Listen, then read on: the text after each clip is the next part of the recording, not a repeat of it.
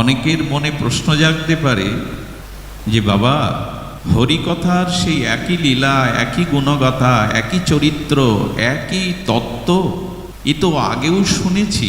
শুনতে শুনতে এটা আমার হৃদয়ে স্ফুরিত হয়েছে। আমি এই লীলা, এই তত্ত্ব, এই সিদ্ধান্ত জানি। যদি কারো মনে এরূপ ভাবনা আসে, তিনি ভাগবত শ্রোতার আসনে বসবার অযোগ্য। এই লীলা, এই তত্ত্ব আমি অনুধাবন করেছি, আমি পূর্বে জেনেছি, বহুবার শ্রবণ করেছি, আবার পুনঃ পুনঃ কেন? যদি এই মনের ভিতরে ভাবনার উদয় হয়, তিনি ভাগবত শ্রোতার আসনের প্রকৃত আসনে বসবার যোগ্য নন। আচ্ছা, সামান্য দেখবেন রসময় রসবস্তু, রসগোল্লাই ধরি, কেউ যদি পূর্বের স্বাদ নিয়ে থাকে, তো সেই পূর্বের এই রসময় মিষ্ট বস্তুটি আস্বাদনের পরে পরে কি কেউ বলে এর আস্বাদন আমার হয়ে গেছে, আর প্রয়োজন নেই পাওয়া? রসগোল্লা নামক রসবস্তুতে তো আমি আস্বাদন করেছি, জিহ্বায় দিয়েছি, তার আস্বাদন ইতিপূর্বে হয়ে গেছে, আর রসের প্রয়োজন নাই। বলি কি আমরা? সামান্য প্রাকৃত জগতের জৈব শর্করার রস যদি একবার পেলে বারবার পেতে ইচ্ছা হয়, অনার্পিত ভগবত মাধুর্য রস জন্ম জন্মান্তরের কোটি কল্পকাল পান করলেও কি তার তৃষ্ণা মেটে? তৃষ্ণা যায়? বরঞ্চ এই রসে যারা সিক্ত হয়েছে, তাদের পুনঃ পুনঃ এই রস আস্বাদনের প্রলোভিত হয় তারা। সুধীজন, এই রসের লোভিত গোস্বামীগণ তাদের অনুভূতি ভজন মনীষায় জানিয়েছেন। লোভ মূল্য মেয়ে কলম, লোভ রূপ মূল্য দিয়ে কিনে নাও। লৌল মূল্য মেয়ে কলম, লোভ দিয়ে কিনে নাও। শুধু কি মানুষ, মানুষতর যত কীট পতঙ্গ আছে দেখবেন, রস দেখলেই সেখানে আস্বাদনের জন্য ছুটে যায়। একটা বিষের বিন্দু আর মধুবিন্দু ফেলে দেবেন, কীট পতঙ্গগুলো ওই রসে আস্বাদনের জন্য ছুটে যায়।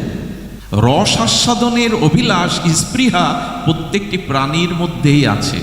এই রস তো নিগম কল্পতরুর গলিতং ফলম, সর্ববেদ বেদান্ত উপনিষদের সার এই আস্বাদিত এই রস। এই জন্য রস আমাদের প্রয়োজন। শুদ্ধা ভক্তির এই প্রেম সাহরে নিমজ্জিত হওয়া এই জীবের জন্য পরম সার্থকতা।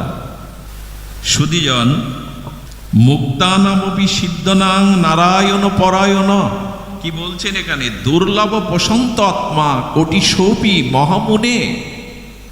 আত্মরামগণ যারা আত্মাতে রমণ করেন, মননশীল মুনিগণ যারা মনন ক্রিয়ার দ্বারা সচ্চিদানন্দ ভগবানকে আস্বাদন করেন, সেই মননশীল মুনিগণ আত্মরামগণ এই ভাগবত লীলাময় আনন্দ ভজন রসে বারবার ডুবে যেতে চান।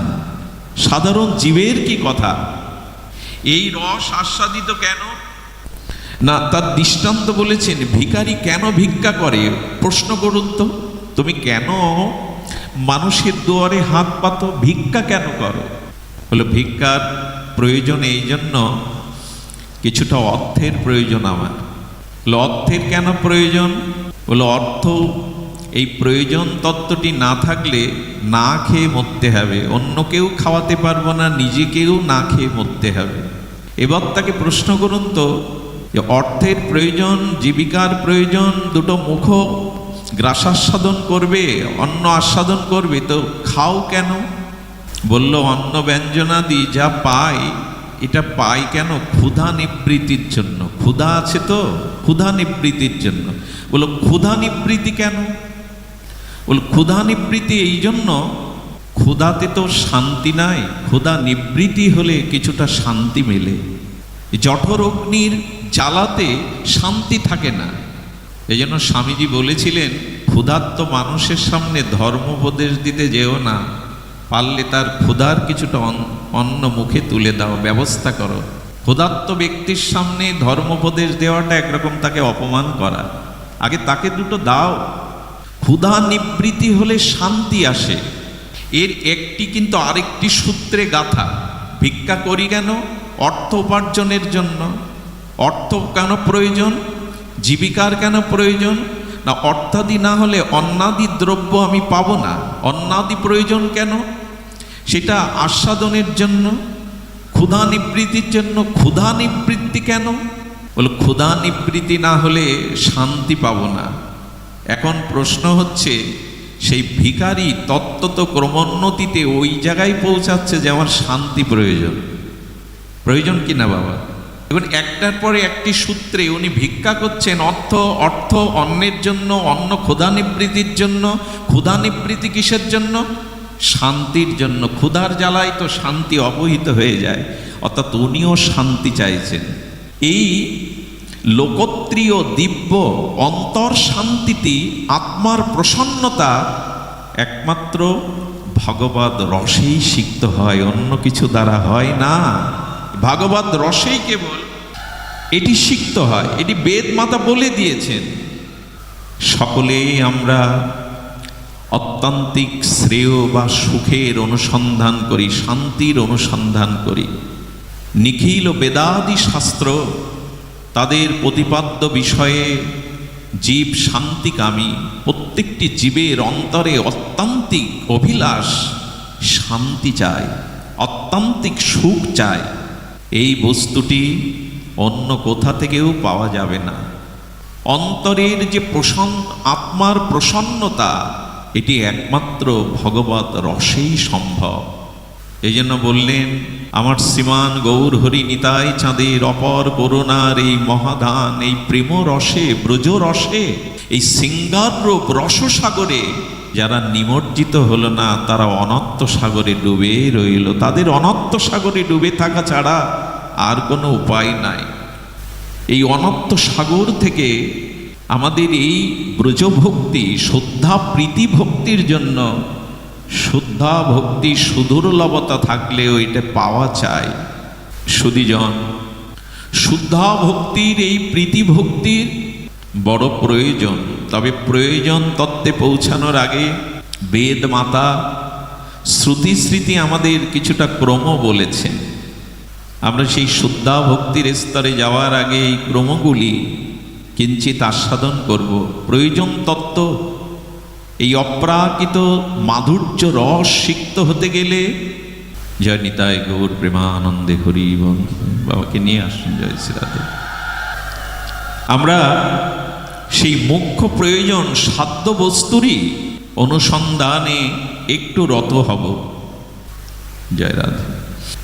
বেদাদি শাস্ত্রের উদ্দেশ্যই হলো, ধ্যান দিন, বেদাদি শাস্ত্রের উদ্দেশ্য হলো মুখ্য প্রয়োজন এই সাধ্যবস্তুকে নির্ণয় করা।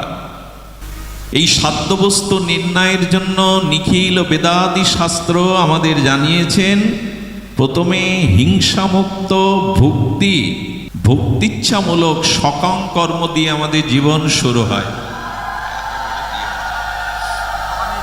নিতাই চাঁদের। এবার ধ্যান দিন, উলোধ্বনি একবার দিও মা, করুণা করে একবার দিও। হিংসাযুক্ত ভক্তিচ্ছামূলক কর্ম আমাদের জীবন শুরু হয়।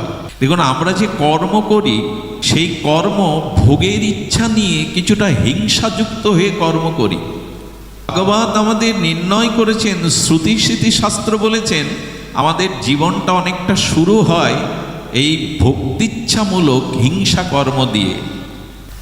এর দ্বারা এই রসের অনুসন্ধান পাওয়া যাবে না। এটির ক্রমে আমাদের বেদাদি শাস্ত্র বলছেন, এবার তুমি হিংসা শূন্য ভক্তিচ্ছামূলক সকাম কর্ম করো। কর্ম করছো, করো। বাঁচতে গেলে আর সকাম কর্ম করতে গেলে অন্য প্রাণীর প্রতি, জীবের প্রতি একটু হিংসা আসুক, কিন্তু পরে বলছেন কি, সকাম কর্ম থাকুক, চাওয়া পাওয়া বাসনা কর্ম থাকুক, সকাম কর্ম থাকুক, কিন্তু হিংসামুক্ত কর্ম শুরু করো। ক্রমটা আমরা সাধ্য বস্তুতে পৌঁছাবো, বিশুদ্ধ প্রেম ভক্তিতে, প্রয়োজন তত্ত্বে পৌঁছাবো। কিন্তু পৌঁছাতে গেলে বেদশাস্ত্র শ্রুতি স্মৃতি বলছেন যে হিংসা ভোগেচ্ছামূলক কর্ম দিয়ে জীবন শুরু হলো, ওখানে থেমে থেকো না, চরই বেতি, এগিয়ে যাও। চরই বেতি, একটু এগিয়ে যাও। কি যাবে? পারতপক্ষে হিংসা মুক্ত ভোগেচ্ছামূলক সকাম কর্ম করো। কর্মটা সকাম হোক, একেবারে পারবে না নিষ্কাম হতে, কিন্তু হিংসাটা পরিত্যাগ করো। সুধীবৃন্দ, ধ্যান দিন, হিংসা এটি কখনো প্রয়োজন তত্ত্ব বা আমাদের সাধ্যবস্তুতে পৌঁছে দেবে না। এই জন্য সকাম কর্ম থাকুক, কিন্তু হিংসাযুক্ত কর্ম ত্যাগ করো। তবে পণ্ডিত প্রবার বলেছেন, জগতে বাঁচতে গেলে অনুৎকট হিংসায় বাঁচতে হবে। কিছু কিছু মানুষের, যুক্তিবাদী মানুষের জিজ্ঞাসা থাকে, বাবা শাক লতা পাতা যে সেদ্ধ করে পাও, ওটা প্রাণী হত্যা হয় না তোমাদের? আমাদের আচার্য বলেছেন যে বৃক্ষেরও জীবন আছে, লতা পাতারও জীবন আছে, তাদের অনুভূতি শক্তি আছে, কতটা ব্যথা পায় তারা। তোমরা যে লতা পাতা এটি সিদ্ধ করে পাও, এটা হিংসা নেই। শাস্ত্র বলছেন অনুৎকট হিংসা না নিলে তুমি বাঁচতে পারবে না। আচ্ছা, মনে করুন সন্ধ্যাবেলায় মায়েরা শ্রী ভগবানের সম্মুখে বা তুলসী তলাতে মঙ্গল প্রদীপ জ্বালে, দ্বীপ জ্বালে। আচ্ছা, ওই দ্বীপেতে কত কীট পতঙ্গ ওই প্রদীপের শিখাতে এসে পুড়ে মরে। কেউ যদি ভাবে আমার দ্বারা এত প্রাণী হত্যা হচ্ছে, আমি আর দ্বীপ জ্বালবো না, প্রাণীগুলো উড়ে এসে তো আমার প্রদীপের আগুনেই প্রজ্বলিত হয়ে পুড়ে মরছে, আমি আজ থেকে আর দ্বীপ জ্বালবো না। তো ভগবানের সামনে কি আর দ্বীপ প্রজ্বলন আরতি দেখাবার সম্ভব হবে? অনুৎকট হিংসা, যাদের হিংসাটা প্রকট হয়ে পড়ে, মস্তকটা ছেদন করলে, কিছু ছেদন করলে দেখবেন ছটপট করে। এই যে উৎকট হিংসা, অনুৎকট হিংসা, পারতপক্ষে অনুৎকট হিংসা কর্ম করো, তা না করলে বেঁচে থাকতে পারবে না। একটু শাক লতা পাতা না পেলে, প্রদীপ না জ্বাললে বাঁচবার সাধ্যকতা নেই। তাই হিংসা শূন্য ভোক্তিচ্ছামূলক, ভোগ বাসনা থাকুক, সকাম কর্ম মিশ্রিত থাকুক, কিন্তু হিংসা ত্যাগ করে কর্ম করো যদি সাধ্যবস্তুর ক্রমে লাভ করতে চাও। এই জন্য না, সাধুদের যে সাধুত্ব, সাধুর যে স্বভাব, তার মধ্যে আচার্যগণ বলেছেন সাধুরা পারতপক্ষে হিংসা থেকে মুক্ত থাকার চেষ্টা করে। কেমন জানেন? এক বিষাক্ত বিছে নদীর তীরে এক সাধু বসে অন্তর্মনা হয়ে হয়তো লীলা স্মরণ করছেন। বিষাক্ত বিছে জলে পড়ে গেছে, জলে পড়ে ছটফট করছে। সাধু, তার করুণার উদ্বেগ হলো, তিনি বিছেটাকে তুলতে গিয়ে হুল ফুটিয়ে দিলেন, আঙুলটা ফুলে গেল। যেই হুল ফুটিয়ে দিয়েছেন, আবার ওই হুল ফুটিয়ে দিয়ে আবার জলে পড়েছেন, আবার সাধু তুলতে গিয়ে আবার দংশন। তৃতীয়বার যখন আঙুলটা ফুলেই গেছে, পাশ থেকে আমার মতো মাদি সজীব বলছেন, আপনি কি বোকা? বারবার ওই প্রাণীটি আপনাকে দংশন করছে, বিষ ঢালছে, আর আপনি বারবার তাকে তুলছেন। মিষ্টি হেসে সাধু বললেন, ঈশ্বরের সৃষ্টি এই কীট পতঙ্গ যদি তার স্বভাব না ত্যাগ করে, আমি শ্রী গুরুদেবের কৃপাপ্রাপ্ত হয়ে কেন আমার স্বভাব ত্যাগ করব? ওর স্বভাব তো দংশন করায়, বিষ ঢালা, ওর স্বভাব ত্যাগ করছে না। আমি কেন পরের এই দুঃখতে দুঃখিত হয়ে ওকে বাঁচাবার চেষ্টা করব না? এই জন্য জগতে সকাম কর্ম থাকুক, ভোগিচ্ছা থাকুক, কিন্তু হিংসামুক্ত কর্মটা খুব প্রয়োজন সাধ্যবস্তুতে পৌঁছাতে গেলে। দয়া করে পারতপক্ষে বিনা কারণে কোনো প্রাণীর প্রতি হিংসা রাখবেন না। তৃতীয় বলেছেন ভুক্তিচ্ছামূলক সকাম কর্ম।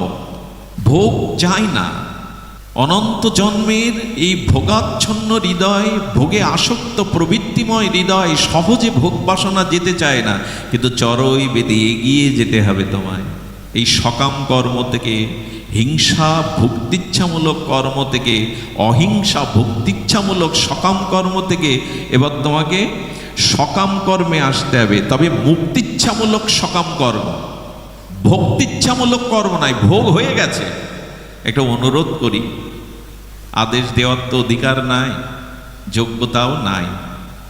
একটা অনুরোধ করি, ভোগ কিন্তু আমাদের হয়ে গেছে। মনুষ্য বিবেক প্রধান, এই জন্মটা কিন্তু ভোগের জন্য পাইনি আমরা। ত্যাগাৎ শান্তির অন্তরাম, এটি ভজনের শরীর পেয়েছি। আচ্ছা, 84 লক্ষ জনিতে ভোগই তো ছিল, অন্য কিছু ছিল না। মনুষ্যতর যত প্রাণী আছে তারা ভোগজনী, তারা ভোগের জন্যই জগতে এসেছে। ওদের ভোগে শাস্ত্র সমাজের কোনো নিষেধ নেই, ভোগ তো হয়েই গেছে। শাস্ত্রগণ বলতে বলতে এমনও বলেছেন, দেখো ক্ষুধা নিবৃত্তিতে ইন্দ্র অমৃত পান করে যে ক্ষুধা নিবৃত্তি করছে, শূকর নর্দমার বিষটা পান করেও সেই একই ক্ষুধা নিবৃত্তির সুখ পাচ্ছে, হয়ে গেছে তো ভোগ। আমার কি মনে হয় জানেন, 84 লক্ষ এই ভোগজনিতে ক্রম আমাদের ফিরে আসতে কত বছর লাগে জানেন? আচার্যরা হিসাব করেছেন 2.25 কোটি বছর। মাঝে মাঝে মনে হয় যদি ভজনহীন, নিতাই গৌর কৃপাহীন, সদ্গুরু সাধুর কৃপা শূন্য হয়ে এই জগতে চলে যায়, আবার মানুষ হতে পারবো তো? আবার এই পূর্ণভূমিতে, আর্যভূমিতে মানুষ হয়ে জন্মাতে পারবো তো? যদি এই জন্ম হারিয়ে বসি, 2.25 কোটি বছর 84 লক্ষ জনিতে ঘুরতে হবে, কম সময়। আরে এই সময়টা তো ভোগ করেই এসেছি, তবে এই দুর্লভতর এই ভজনযোগ্য কেন মনুষ্য জন্ম ভোগে কাটাচ্ছি? ভোগ তো হয়েই গেছে। শূকর কুকুরে কীট পতঙ্গে ভোগ তো হয়েই গেছে। 11,000 বছর দেবতারা তপস্যা করছেন। কত বছর? 11,000 বছর। ভগবান সন্তুষ্ট হয়ে বলছেন, এত কঠোর তপস্যা সাধনা বর চাও? বললেন, প্রভু আমরা তো চাইতেও জানি না, কৃপা করে আমাদের মঙ্গল যা হয় তাই দিন। ভগবান বলছেন, ধর্ম অর্থ কাম মোক্ষ কি চাও বলো? দেবতারা বললেন, ধর্ম করেই তো দেবতা হয়েছি, দেবলোকে এই স্থান পেয়েছি ধর্মের জন্য, আর অর্থ আমাদের কাছেই তো জীব প্রার্থনা করে দেবদেবীর কাছে, ওটা তো আমরাই জীবকে দেই। আর কাম বলছেন, স্বর্গের মন্দাকিনীর ধারা, অমৃত পান, পারিজাত পুষ্পের গন্ধ, মেনকা উর্বশীর নিত্য। আমরা তো ভোগৈশ্বর্যের মধ্যে থাকি, আর মুক্তিও চাই না। কি চাও তবে? এই ভারত ভূখণ্ডে ভজনযোগ্য মনুষ্য শরীর দাও ভগবান, এই ভজনের জন্য মনুষ্য শরীর দাও, যাতে ভজন করে পরমানন্দ, সেই আস্বাদ্য সাধ্য বস্তু প্রেম প্রয়োজন তত্ত্ব আস্বাদন করতে পারি। এটা দেবতাদেরও চাওয়া। ভুল হয়ে যাচ্ছে। 2.25 কোটি বছর পৃথিবীর পরমায়ুতে অনেকটা বছর। আচ্ছা, সেই 2.25 কোটি বছর পরে মানুষ হব তো? আচ্ছা, এই যে 84 লক্ষ জনিতে স্থাবর জঙ্গম, উভয়চর, খেচর, আকাশচর, এই যে বিভিন্ন প্রাণীকুলে 84 লক্ষ 2.25 কোটি বছর ভোগ করলাম, এর মধ্যে তেমন পুণ্যকর্ম তো হয়নি, তবে আবার মানুষ হব কি করে? জীবের এই অনন্ত দুর্দশা দুঃখের পাহাড় থেকে গোবিন্দের হৃদয়ে করুণায় আর্দ্র হয়। আমারই তো সৃষ্ট জীব, আমারই তো অংশ। 84 লক্ষ জনই কষ্ট যন্ত্রণা কর্মভোগে ভোগ করছে। ভগবানের কৃপা দৃষ্টিতেই ভগবান এই মনুষ্য জন্ম দিয়ে দেন। যা উদ্ধার হয়ে আয়। 9 মাস বয়সে আমাদের উপনিষদ বলছেন, বিশেষ করে কপিল গীতায় ভগবান কপিল দেব মাতা দেবাহুতিকে বলছেন, মা 9ম মাসে জীবাত্মার সাথে পরমাত্মার একটা সংলাপ হয়। সবাই মাতৃগর্ভে ভগবানকে দর্শন করতে পারে না, সে ভাগ্য আমাদের সকলের নাই, কিন্তু পরমাত্মার সাথে একটা সংলাপ হয়, উপনিষদ বলেছেন। সেই মলমূত্রের দুয়ারে, কুণ্ডলাকৃত শরীরে, কীর্মিকীটের দংশনে, ওই ছোট্ট অন্ধকার জায়গায় আমরা বড় কষ্টে থাকি জানেন, একরকম নরক ওটা। শ্রী ভগবানকে প্রদীপ দিতে হয় কেন জানেন? দীপদানের এত মহিমা আমাদের বৈদিক সনাতন ধর্মে কেন জানেন? আজকে যদি শ্রী ভগবানকে প্রীতিবর্ধনের জন্য প্রদীপ জ্বালাতে পারেন, আরতি দেখাতে পারেন, নিতাই চাঁদকে, গৌরচন্দ্রকে, বলেন ওই অন্ধকারে আর যেতে হবে না। আজ যে আলো জ্বেলেছ আমার প্রীতির জন্য, ওই গাঢ় অমানিসার অন্ধকার মাতৃগর্ভে আর তোমায় যেতে হবে না। পরমাত্মার সাথে জীবাত্মার একটি সংলাপ হয় ওখানে। প্রভু কৃপা করে এই নরক যন্ত্রণা থেকে, মা যদি টক খায় না, ঝাল খায় না, ওর যন্ত্রণাটা গর্ভস্থ সন্তানকে পীড়া দেয়, যন্ত্রণা দেয়। মলমূত্রের মুখের কাছে আমাদের মুখটা থাকে, কল্পনাও করতে পারবো না আমরা। কীর্মিকীটের দংশন, অসহ্য তীব্র যন্ত্রণায় কাতর হয়ে পরমাত্মাকে জীবাত্মা প্রার্থনা করে বলে, প্রভু এর থেকে মুক্তি দাও, কৃপা করে এর থেকে আমায় মুক্তি দাও। বলে মুক্তি দিলে কি করবে? বলে প্রভু আমার প্রথম, আমার অন্তিম এই অভিলাষ থাকবে যাতে এই মাতৃজঠরে আর না আসতে হয়। বললে যদি ভুলে যাও, ওখানে গিয়ে যদি এই প্রতিজ্ঞা ভুলে যাও। তখন আমরাই বলেছিলাম, প্রভু যদি ভুলে যায়, এই মহতি বিনষ্টি ভুল করি, তবে তুমি আমাকে আবার এই যন্ত্রণাময় জঠরে পাঠিয়ে দিও। কথা কিন্তু ভগবান রাখবেন।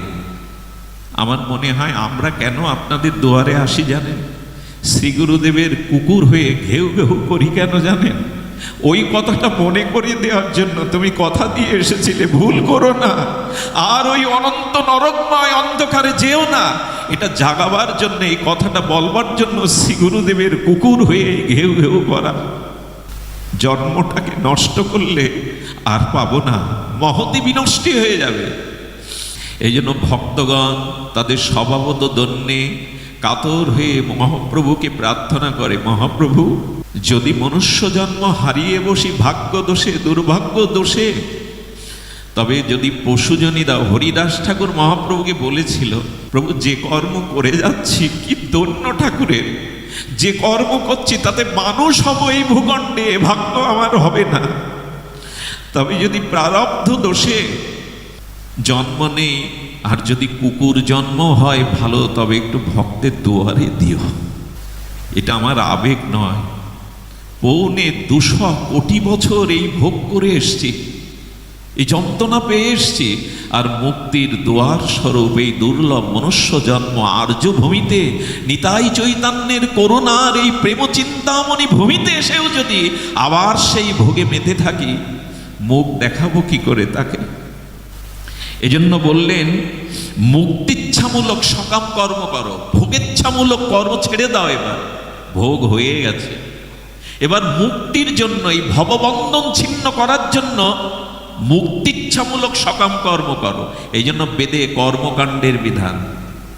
হ্যাঁ, অন্তত একটু ফুল জল দাও, একটু দেবদেবীকে স্মরণ করো, সকাম কর্ম হোক, কিন্তু মুক্তির জন্য করো। ওই জন্ম মৃত্যু আবর্তন চক্র থেকে বেরিয়ে যাওয়ার জন্য সকাম কর্ম করো, তবে মুক্তির ইচ্ছা রাখো।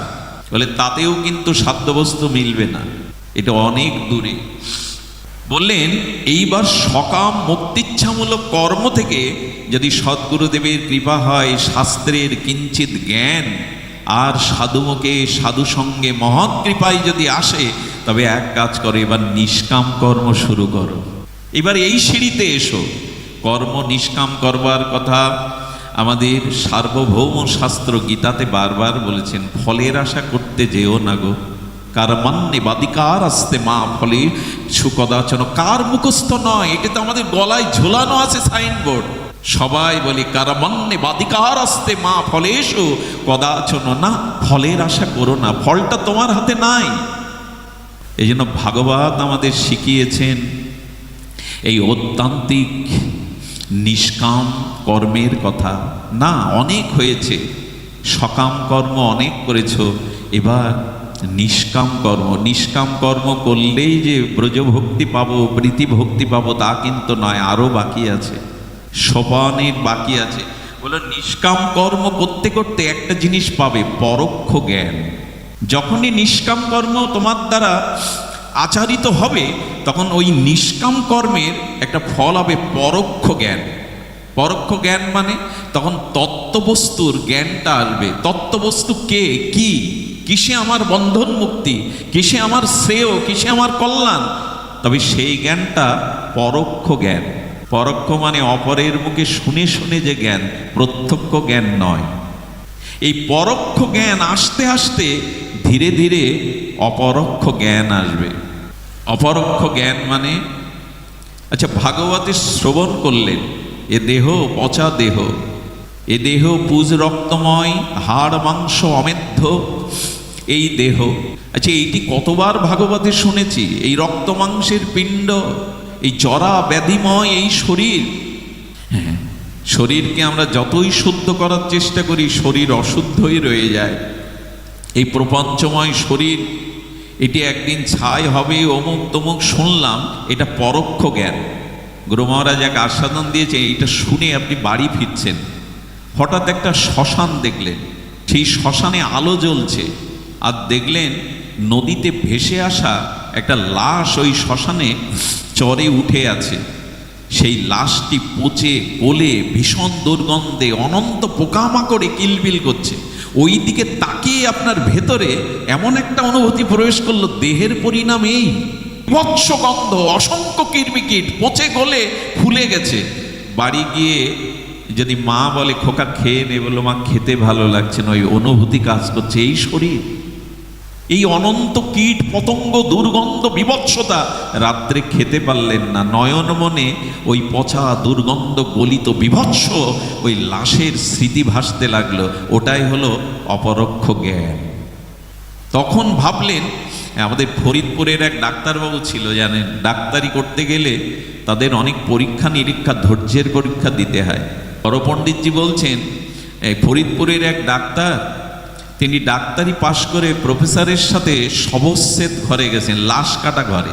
এই লাশ কাটা ঘরে গিয়ে প্রফেসর হাতে ছুরি তুলে দিয়েছেন, ধারালো ছুরি। বললেন, এই যুবকের লাশটা, কিডনি কোথায়, হ্যাঁ, হার্ট কোথায়, এগুলো চেরো। যেই না, তখন তো অনেক দিন আগেকার কথা, তখন সেই ঠান্ডা ঘর নাই, সেই লাশটা যুবকের হলেও পচে গলে পোকা, দুর্গন্ধ, বিভৎসতায় যখন ছুরি চালিয়েছে, অসংখ্য পোকা, বিভৎস গন্ধ প্রকাশ হয়ে গেছে। ডাক্তারের হাত থেকে ছুরি পড়ে গেছে, নাকে কাপড় দিয়ে এসে মাকে প্রণাম করে চলল বৃন্দাবনে।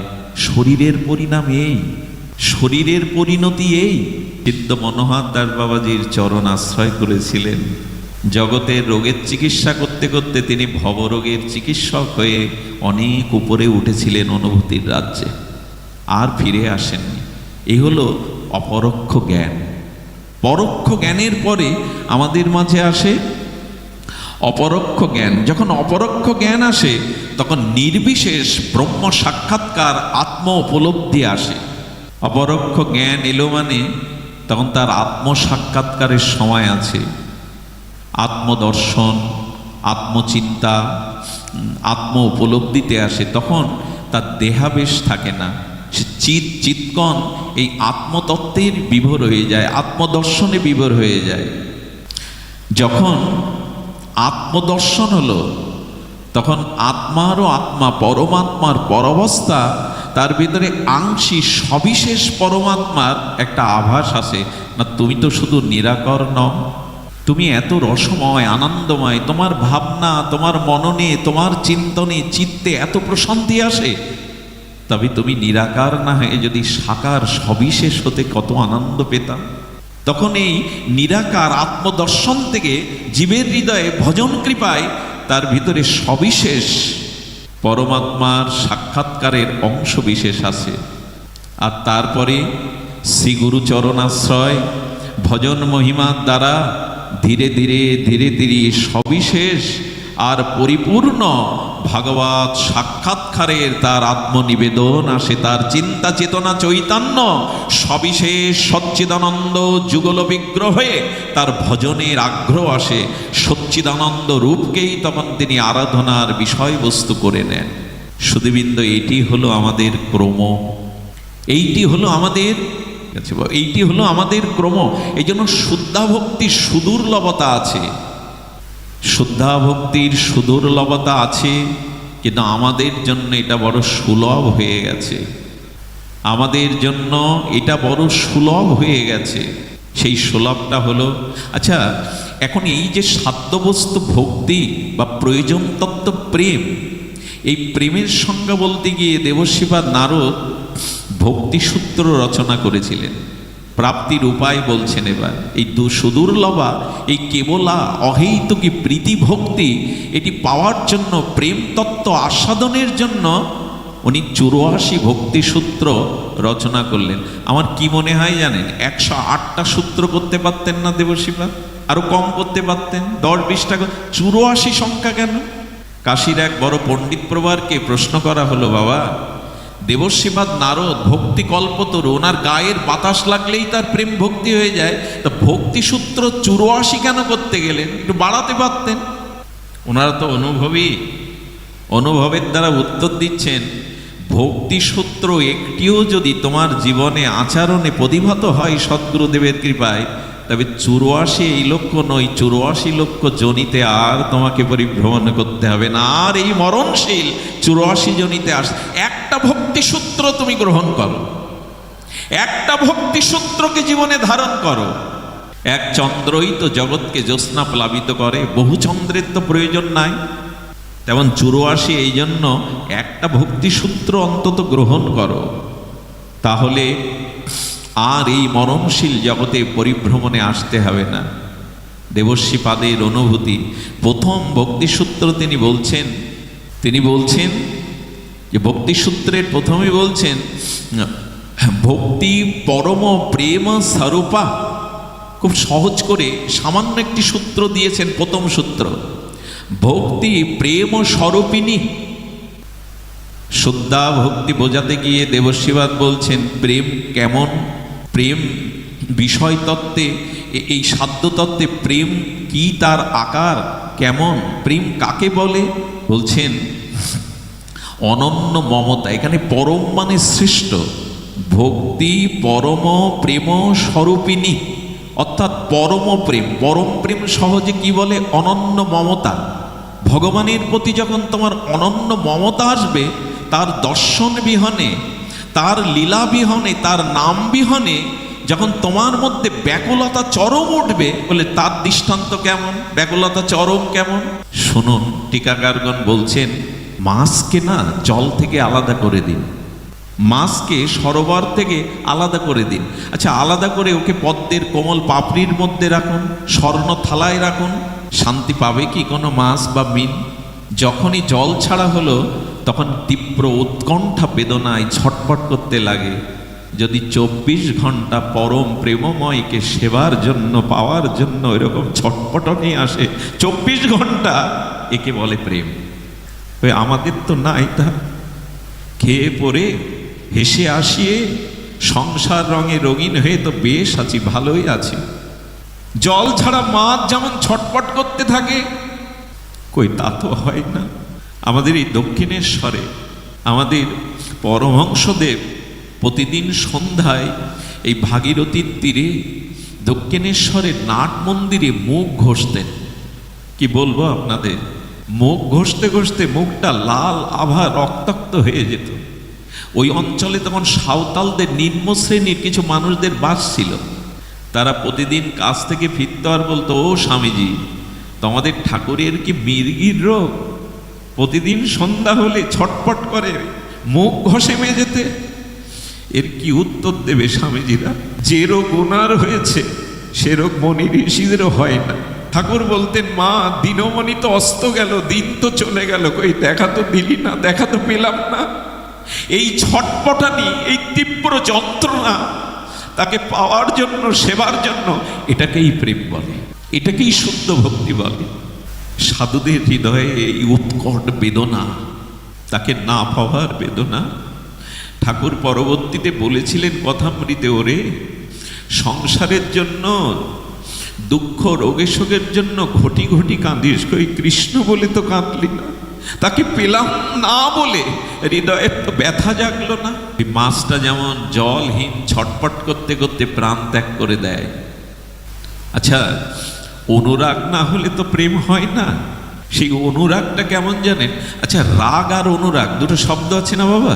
রাগ এবং, খুব ধ্যান দিয়ে শুনুন, আমি জানি আপনাদের কষ্ট হচ্ছে, তবু হরি কথাতে একটু ঘাম ছড়ুক, অশ্রু না ঝরে, ঘাম ছড়ুক। দুটো অর্থ রোজগারের জন্য সারা জীবন মাথার ঘাম পায়ে ফেললাম, যদি কৃষ্ণ কথাতে কিছুটা গায়ে ক্লেশ হয়, হোক।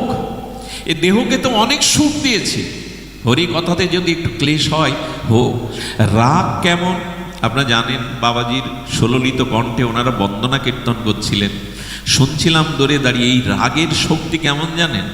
তানসেন না দীপক রাগে প্রদীপ জ্বালাতে পারতেন, আগুন দিয়ে নয়, দিয়াশালাই দিয়ে নয়, রাগের দ্বারা, দীপক রাগে দপ করে প্রদীপটা জ্বলে যেত। বলুন তো রাগের কি ক্ষমতা? আরো শুনবেন, মল্লার রাগে উনি আকাশ, মৃগমল্লার রাগে আকাশ থেকে ঝড়ো ঝড়ো শ্রাবণের ধারা বৃষ্টি নামাতে পারতেন। এগুলো রাগের ক্ষমতা। যারে না পাওয়া যায় ধ্যানে, তারে যাই যে পাওয়া গানে। সংকীর্তন ধর্ম কলিযুগের যুগ ধর্ম কেন? সুরের দ্বারা ভগবানকে যতটা বশীভূত করা যায়। স্বয়ং জগৎজননী বেড়া বাঁধতে আসবে, আমি ফিরিয়ে দিচ্ছি কঞ্চিটা দড়িটা। রামপ্রসাদ, আমাকে একটু গান শোনা না। বেড়া বাঁধতে আসছেন জগৎজননী। আর আমাদের মীরাবাই তো গিরিধারীকে বশীভূত করেছেন তার সঙ্গীতের দ্বারায়। যারে না পাওয়া যায় ধ্যানে, তারে যায় যে পাওয়া গানে। দেখুন, কণ্ঠে সুর থাকুক আর না থাকুক, মাঝে মাঝে করতালি করতাল যোগে কীর্তন করবেন। সুরে ভগবান বড় আবেশ আসে। সম্রাট আকবরের সভাতে তানসেন গিয়ে বলছেন, আমি যে আপনাকে রাগ শোনাবো, বাদ্য সঙ্গতকারীরা তো এখানে নেই, বেহালা সেতার তবলা কে বাজাবে? তখন সম্রাট আকবর বলছেন, তাহলে আমি বঞ্চিত হব আজ তোমার সুর থেকে? বলে, সম্রাট, এতই যখন আপনার সুরের প্রতি লালসা, তবে বাদ্যযন্ত্র আপনিই বাজবে। বলে, সেটা কি করে? উনি সুর ধরলেন, তাতে তবলা সেতারগুলো আপনিই বাজতে লাগলো। কি সম্মোহিনী ক্ষমতা রাগের দ্বারা! মনে হয় সঙ্গীতের দ্বারা মানুষের চিকিৎসা চিন্তারও বিজ্ঞানীরা করছে। খুব মানসিক যন্ত্রণায় যখন ভুগবেন, মাথা ঘুরতে থাকবে, কোনো একটা ঘরে গিয়ে খুব সুললিত রাগ রাগিনী, যারা রাগের প্রতি দখল আছে তাদের রাগ রাগিনী শুনবেন, শান্ত হয়ে যাবেন। আমি এক ডাক্তারবাবুর কাছে শুনেছিলাম, রাগিনীর দ্বারা পিত্তথলির পাথরও বিগলিত হয়ে যায়। মহাপ্রভুর কীর্তনে ঝাড়িকণ্ডে পাথরও গলে যায়, তাই না? এই জন্য রাগের দ্বারা এমন ক্ষমতা আছে, সবকে বশীভূত করা যায়। যদি রাগের এই ক্ষমতা থাকে, ভগবত প্রেম অনুরাগের কি ক্ষমতা? রাগের যদি এই ক্ষমতা থাকে, প্রেম অনুরাগের কি ক্ষমতা? বলি, শুনবেন, প্রেম অনুরাগের ক্ষমতা শুনুন। মীরা দ্বারকায় গেছেন, শ্রীরাম বৃন্দাবনের অলিতে গলিতে এই প্রেম পাগলিনী মীরা তার গিরিধারীর সুসঙ্গীতে কখনো নাচেন, কখনো কীর্তন করেন, বিমোহিত হয়ে যান। মীরাকে গোবিন্দ আর কষ্ট দিতে চাচ্ছেন না, ডাক দিলেন, দ্বারকাতে এসো। দ্বারকার শ্রীমন্দিরে পূজারী বাবাকে বললেন, বাবা, মন্দিরে যখন কেউ থাকবে না, আমাকে একটু প্রবেশের অধিকার দিবেন? মীরাকে কে না জানে? হ্যাঁ মা, তুমি যাও, ভেতরে যাও। মীরা তার গিরিধারীর সম্মুখে, দ্বারকাধীশের সম্মুখে দাঁড়িয়ে বলছেন, আর রেখো না আমায় দূরে, আর আমি পাচ্ছি না, এবার তোমার চরণে নাও, আমার সরব রাজ্যে আমাকে কিঞ্চিৎ সেবা অনুরাগ দাও, আর আমি পাচ্ছি না। এই প্রেম অনুরাগে মীরা হাত বাড়িয়ে বলছে, গ্রহণ করো প্রভু, আর পাচ্ছি না। মীরাকে সঙ্গে সঙ্গে টেনে নিলেন, তার প্রাণনাথ মীরাকে নিজের মধ্যে আত্মসাৎ করে নিলেন। পূজারী বাবা দেখছে মেয়েটা তো বেরোয় না, ভেতরে গিয়ে দেখেন মীরার আঁচলের একটা অংশ প্রাণনাথের বদনে বেঁধে রয়েছে। মীরাকে পুরো আত্মসাৎ করে নিয়েছেন গিরিধারী। এই হলো প্রেম অনুরাগের ধর্ম। শ্রীমান মহাপ্রভুর অন্তলীলার অনেক যুক্তি তর্ক আসতে পারে এই যুক্তিময় জগতে, কিন্তু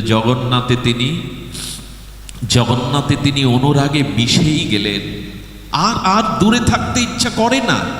এই জন্য রাগের ধর্ম যদি হয়, তো প্রেম অনুরাগের ধর্ম কতখানি বাবা! আর তিনি রাখতে চান না দূরে, আর রাখতে চান না। ভক্তি পরম প্রেম স্বরূপম, এই পরম প্রেম কি অনন্য মমতা, ভগবানের প্রতি অনন্য মমতা।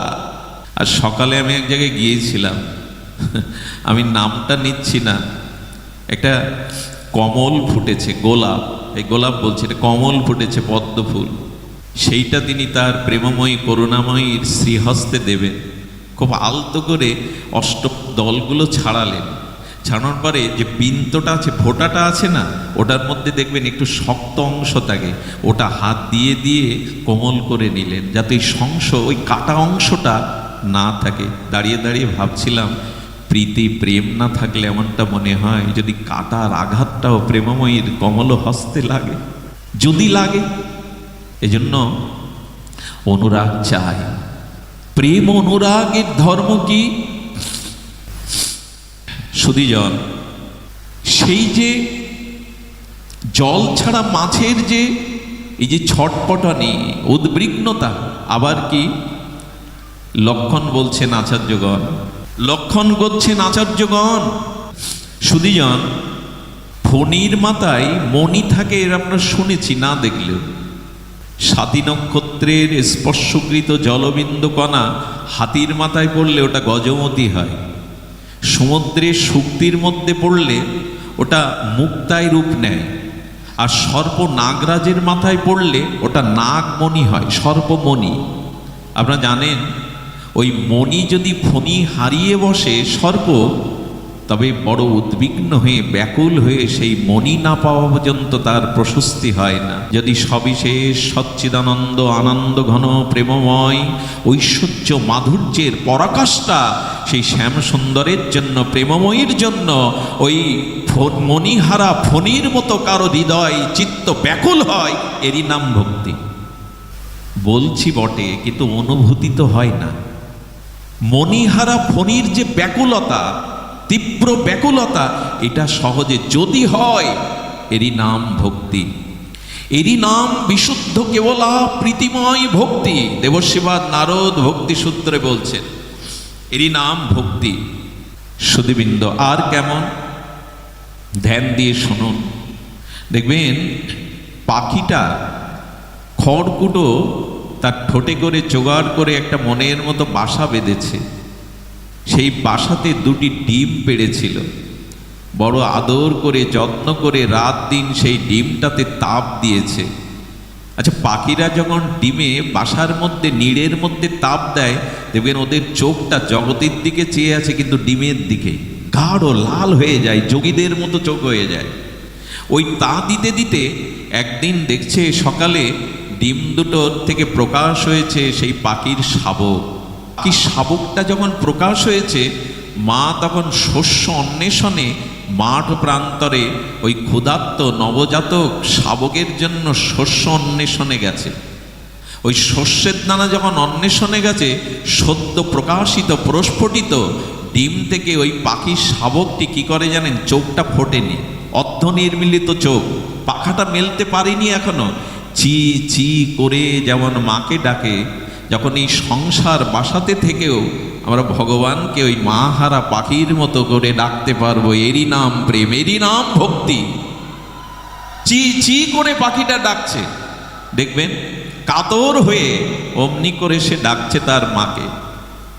যদি জগতের এই আবিলতা, এই বিষয় বৈভাবের স্মৃতিকে বিসর্জন দিয়ে সচ্চিদানন্দ প্রেমময়ের জন্য কারো ওরকম অন্তরের কাতর আর্তনাদ আসে, প্রার্থনা মানেই তো নিবেদন, প্রার্থনা মানেই তো আত্মনিবেদনের বিরহের বিজ্ঞপ্তি।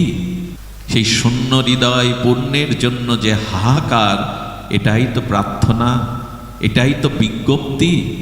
ওই পাখিটার মতো যদি চি চি করে ক্রন্দন করতে থাকে, মাকে অন্বেষণ করতে থাকে, ওইরূপ দশা যখন হৃদয়ে আসবে অনন্য মমতার দ্বারা, তারই নাম ভক্তি। সুধীজন, আরেকটি দৃষ্টান্ত এনেছেন আচার্য শ্রীপাদগণ। তারা বলছে, সদ্য ভূমিষ্ঠ হয়েছে গাভী মায়ের বৎস, বাছুরটিকে বেঁধে রেখে রাখাল নিয়ে যাচ্ছে মা গাভীকে চড়াতে। ঠিক ওই বন্ধন দশায় ছোট বৎসটি যেমন মায়ের বাটে যাওয়ার জন্য, মায়ের কাছে যাওয়ার জন্য ছটপট করতে থাকে, এই মায়ার বন্ধন কেটে যেদিন ওই প্রেমময়ের কাছে যাওয়ার জন্য হৃদয়ে এরকম ব্যাকুলতা ছটপটনি আসবে রাত্রি দিন, এরই নাম প্রেম, এরই নাম প্রেম। দৃষ্টান্তে আরও এসেছেন আমাদের ভাগবতী বেত্রাসুর, কি অপূর্ব প্রার্থনা জানিয়েছেন। বলেন, বহুদিন পর প্রিয় বিদেশ থেকে ফিরবে, সতী রমণী প্রিয়া বিদেশে স্বামী বিদায় নিজেকে পরিপাটি করে কখনো সাজায়নি, ভালো শয্যায় শয়ন করেনি। আজ বহুদিন পর তার প্রিয় ঘরে ফিরবে, তাই নিজেকে সুন্দর করে পরিপাটি করে সাজিয়ে আর তিনি চাতকের মতো পথ প্রতীক্ষায় আছেন। একটি গাছের পাতা পড়লেও যেন মনে করছেন প্রিয়ার পদধ্বনি, প্রিয় যেন আসছে। ওই সতৃষ্ণ নয়নে চকিত হৃদয়ে যেমন পথের দিকে চাতক সম দৃষ্টি দিয়ে চেয়ে থাকে, কখন প্রিয় কি সোনাদানা আনবে বলে চেয়ে থাকে, হ্যাঁ, অর্থবিত্ত আনবে বলে চেয়ে থাকে, প্রিয় ঘরে ফিরছে। তাই প্রিয়ার এই যে চাতক সম ব্যাকুলতা, সকচিত হৃদয়, চাতক সম তৃষ্ণাত্ম নয়ন, কবে তোমার জন্য অমনি করে প্রতীক্ষা করতে পারবো, কবে তোমার জন্য অমনি করে চেয়ে থাকতে পারবো, এরই নাম ভক্তি প্রেম স্বরূপম। এটাই প্রেমের স্বরূপ, এটাই প্রেম। এছাড়া তো আমাদের কাছে বোঝাবার আর ভাষা নেই। অনন্য মমতা, এই ভগবানের প্রতি এই অনন্য মমতায় আমাদেরকে এই প্রেমের স্তরে নিয়ে যেতে পারে। এই প্রেমের সংবাদ বলতে গিয়ে আচার্যগণ, আমাদের মহাপ্রভুর মনোভীষ্ট পূরণকারী আচার্যগণ এই সংবাদ দিতে দিতে শ্রীমান মহাপ্রভুর অনবদ্য অবদানে তারা এই ব্রজপ্রেমকেই আমাদের সাধ্য শিরোমণি করেছেন, আমাদের আস্বাদনের বিষয় করেছেন।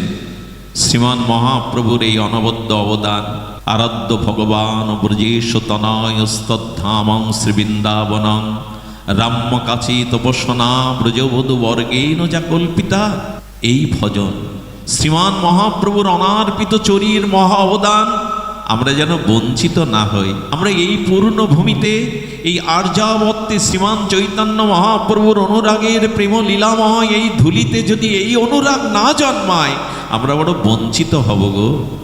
এই জন্য বঞ্চিত হস্মি, বঞ্চিত হস্মি, বঞ্চিত হস্মি, আমি বঞ্চিতই রইলাম। গৌর পাদ রসসাগরে আমি ভাসলাম না। আমার রসেরও গোরা, প্রেমরও গোরা, ভাব অনুরাগের গোরা, আজান লম্বিত বাহু তুলে নিতাই গৌর সেই অনার্পিত চরি প্রেম এমনি করে দান করলেন। সেই দানে আমি ব্রতী হলাম না, বঞ্চিতই রইলাম, বঞ্চিতই রইলাম।